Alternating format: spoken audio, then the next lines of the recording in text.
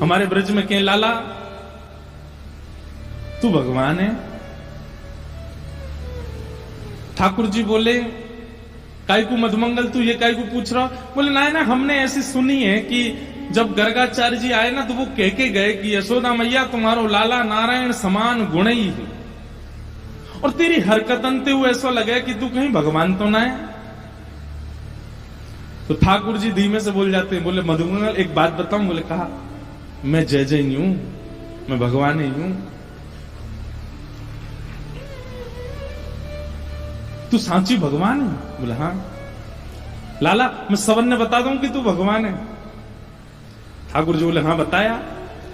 मधुमंगल गए और सबरे सखान में हल्ला मचाया। बोले तुम्हें एक बात बताऊं? बोले कहा हमारो जो लाला है ना, बोले हाँ जी भगवान है।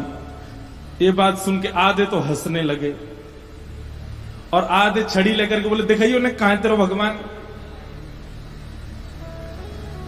ठाकुर जी निकल के आए कुंज से, आज बड़ी अदा से निकल के आए। ए मधुमंगल सीताम प्रणाम करो, हम भगवान हैं। नहीं मानते, नहीं स्वीकार करते। एक दिन ऐसी लीला भागवत में आती है कि एक बार जागरण हुआ, ब्रज में जागरण कराया नंद बाबा ने। जागरण का मतलब है पूरी रात जग करके अपने इष्ट का स्मरण करना, वो जागरण है। रात भर जागरण चला। तो जागरण के काल में जैसे ही थोड़े ब्रह्म मुहूर्त का समय हुआ, तब घड़ी तो होती नहीं थी, अंदाजा लगाया तो नंद बाबा को लगी कि भाई ब्रह्म मुहूर्त है, क्यों मैं स्नान करवे जाऊं। तो जैसे ही नंद बाबा ने यमुना जी में प्रवेश किया, क्योंकि अब तो नहीं ऐसा होता पर नदियों में भी स्नान करने का समय होता है।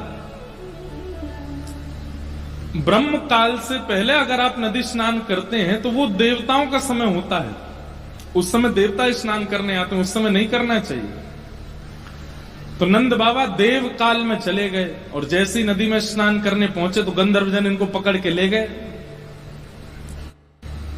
जब नंद बाबा बहुत देर तक नहीं आए तो सबने जाके ठाकुर जी से कही। तो ठाकुर जी गए और ठाकुर जी ने यमुना जी में प्रवेश करके गंधर्व लोक में जाकर के नंद बाबा को वहां से छुड़ाया और वापस लेकर के आए।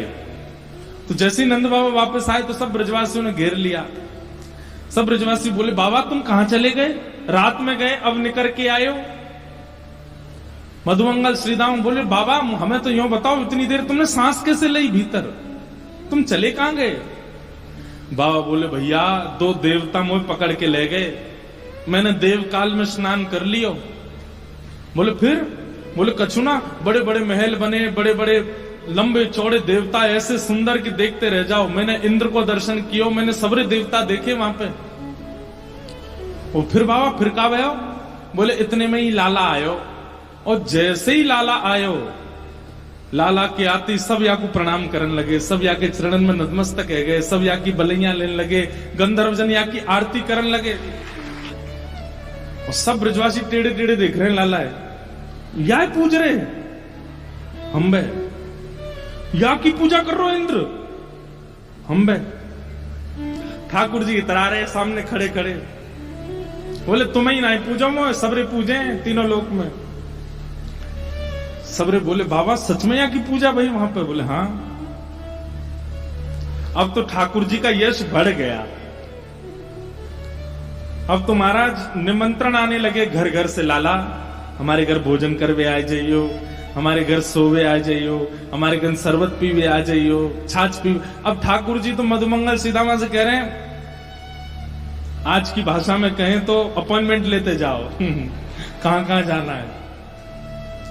ठाकुर जी का यश हो गया इतना वृंदावन में कि भैया या तो देवता भी जाने। एक दिन सब ब्रजवासियों ने कही लाला तू सांची भगवान है, तू सांची बता दे, सौगंध खा के तू सांची भगवान है।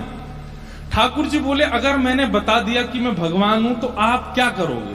पूजोगे मुझे? लाला पूजेंगे तो ना भाई, तो तू भूल जा, लेकिन हमारी एक इच्छा है। बोले का एक बार वैकुंठ देखना चाहे, वैकुंठ है कैसे? लाला तू अगर सांची भगवान है तो एक बार वैकुंठ दिखाला हमें। ठाकुर जी बोले मेरे हाथ पकड़ो, सब रे ग्वाल बालन ने ठाकुर जी के हाथ पकड़े, बोले नेत्र बंद करो। जैसे नेत्र बंद किए, अंतर ध्यान सब ग्वाल वालों को लेकर के ठाकुर जी को सीधे वैकुंठ पहुंच गए। हाँ भाई सबरे नेत्र खोलो। जैसे ही नेत्र खोले तो विशाल स्वर्ण का किवाड़ लगी है और जय विजय राजा, जय विजय द्वारपाल खड़े हैं। ठाकुर जी के जाते सब जय जयकार करने लगे, द्वार खुल गए, पुष्प वर्षा हो रही है, सब देवी देवता दौड़े दौड़े आ रहे हैं। कोई कमल लेकर के आ रहे हैं, कोई माला लेकर के आ रहे हैं, कोई अक्षत लेकर के आ रहे हैं। मधुमंगल श्री दामा सवरे बोले लाला ने परिचय तो करा दे। ठाकुर जी बोले देख वो सामने खड़ो तुम्हारो इंद्र, जाए तुम इतने सालन से पूज रहे, वो खड़ो इंद्र। बोले लाला ये इंद्र है? बोले हाँ। या के हाथी पे हमें बैठा दे एक बार। ठाकुर जी बोले इंद्र इधर आओ, अपने हाथी को लेके आओ। हाथी आ गया, ऐरावत हाथी। सबरे ग्वाल बाल चढ़ गए उसके ऊपर। ठाकुर जी लेकर के पूरे वैकुंठ में घुमा लाए, नीचे उतर आया। बोले लाला बहुत जोर को हाथी है, या ले चल वृंदावन, अपने पास ही धरेंगे, वहीं घूमे करेंगे। यहाँ पे ऐरावत हाथी की बहुत सारी सूंड है और अद्भुत उसका स्वरूप है, श्वेत रंग का वो है। ब्रजवासी बोले लाला हमने सुनी है ब्रह्मा के 4 मुंह है, एक बार दिखा दे। ठाकुर जी ने ब्रह्मा जी को बुलाया, ब्रह्मा जी आ गए। ब्रह्मा जी जैसे आए, श्रीदामा जाके स्पर्श करके उनके मुख देख रहे हैं, सच्ची के कि नकली है? लाला ये तो सांची है। सब जगह ठाकुर जी ने घुमाया, जिस देवी देवता से मिलना चाहते थे सबको प्रकट कर दिया।